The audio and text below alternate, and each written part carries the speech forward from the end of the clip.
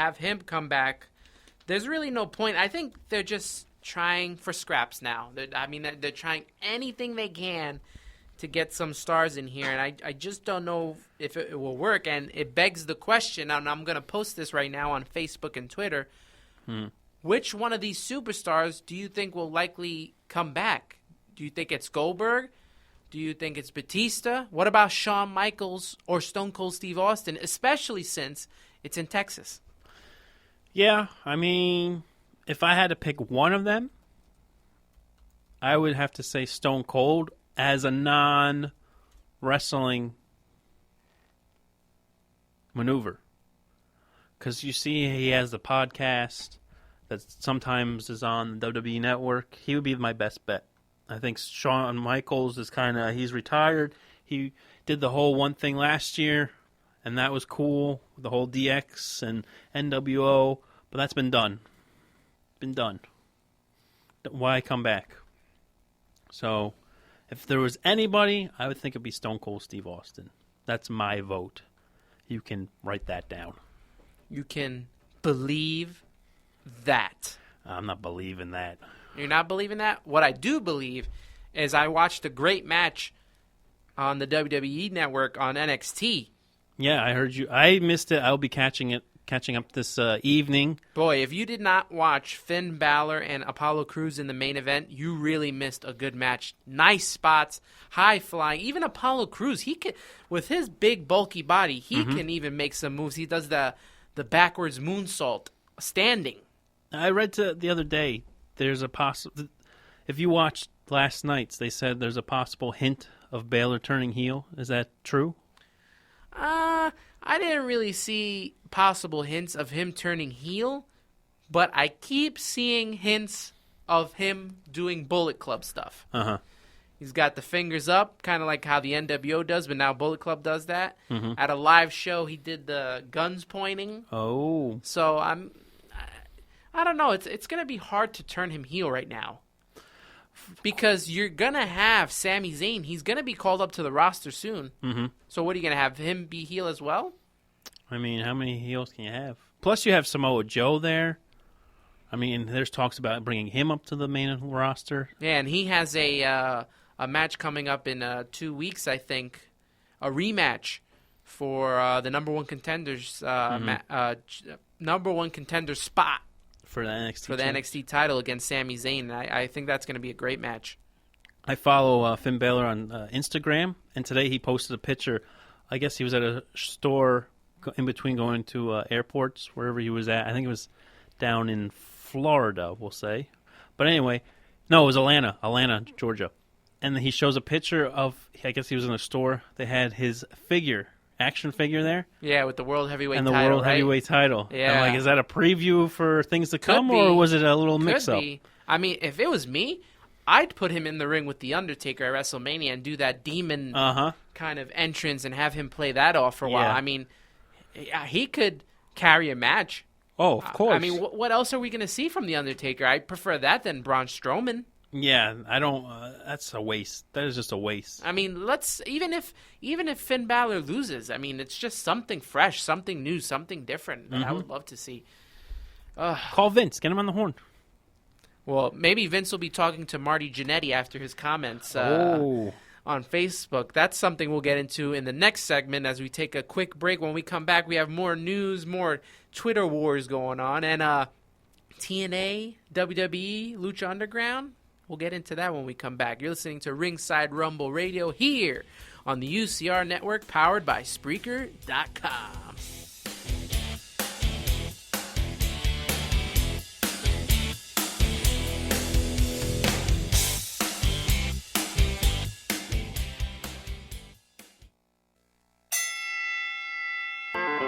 Unified Championship Radio.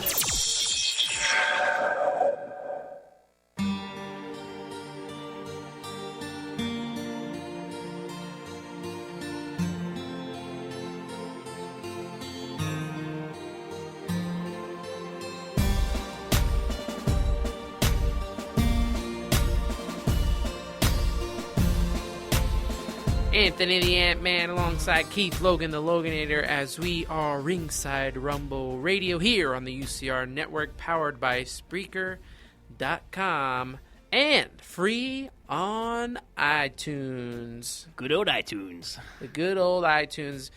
I posted the question about who you guys think will be at WrestleMania, whether it's Goldberg or Shawn Michaels, Stone Cold Batista. Let us know what you think. Facebook.com/UCR Network and Twitter at UCR Network. And Instagram as well. Of course. Man, WWE and TNA going at it for more talent. This time of the Lucha variety as they got a hold of Lucha Underground. What came of that? Lucha. According to Wrestling Observer, WWE officials headed up by Triple H met with Lucha Underground officials back in December. While there were some talks of talent at the meeting, ultimately nothing came of the talks. And they also reported that TNA officials spoke with Lucha Underground and pitched the idea of a joint TNA and Lucha Underground show that would take place in Dallas over WrestleMania 32 weekend, but Lucha officials turned the idea down.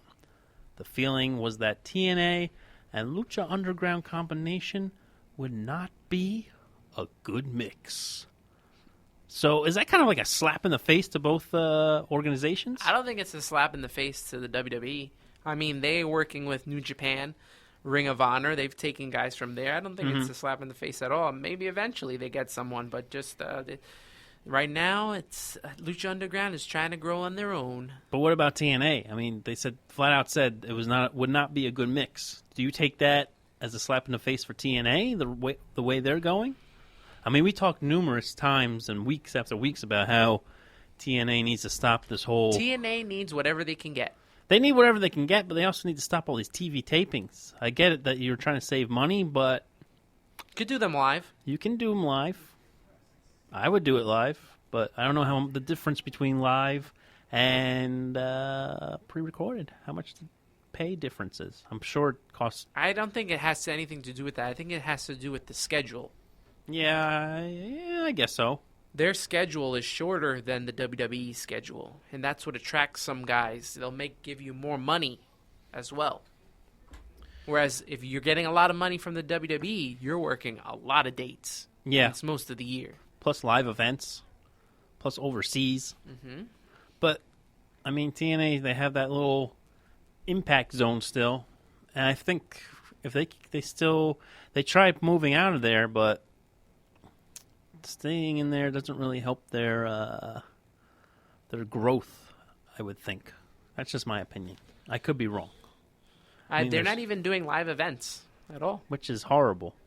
I mean, they made this huge splash to Pop Network, Pop TV. Well, how big is Pop really, though? It's not very big. I mean, I didn't even know about that channel until TNA said something. They gained more. They said that they gained more households and the Pop Network because I guess it's going to be offered in more areas now. But I don't know. You kind of, as a wrestling fan, you want to see live events on TV because you want to get that O factor. You want to see like, oh man, that just happened. Where you see spoilers and you can just, oh, this happened. I just read this on the internet. Should I really take a look at this? I don't know. But speaking, we'll stick with TNA. Apparently, their heavyweight champion appears to be having a Twitter war with Big E from the New Day. Apparently, a fan tweeted out to Matt Hardy about if he was in the WWE and reunited with the Hardys, would they be a good fit, I think, to take care of the New Day. The New Day. Yeah, and Matt Hardy says, are they the guys that wear strap-ons on their head? That's not iconic. Wow. So then Big E came back and said, to each his own. Twitter wrestling beef between people who work for different companies is childish. Be well. That was very classy, I think, of Big E. It's over. Matt Hardy's got a big mouth since winning the World Heavyweight Championship. I don't know if it's a part of the character or if it's he's just got a big mouth as of late. I still don't think he's the right man for to be the head and the face, I guess you could say, for the company. I think they just signed Mike Bennett. You have EC3. That's the only two that really stand out in my mind right now for TNA. I mean, is there anybody else that you could think of that could actually be champion material and could actually maybe draw viewers? I think EC3 is your best bet. Mm-hmm.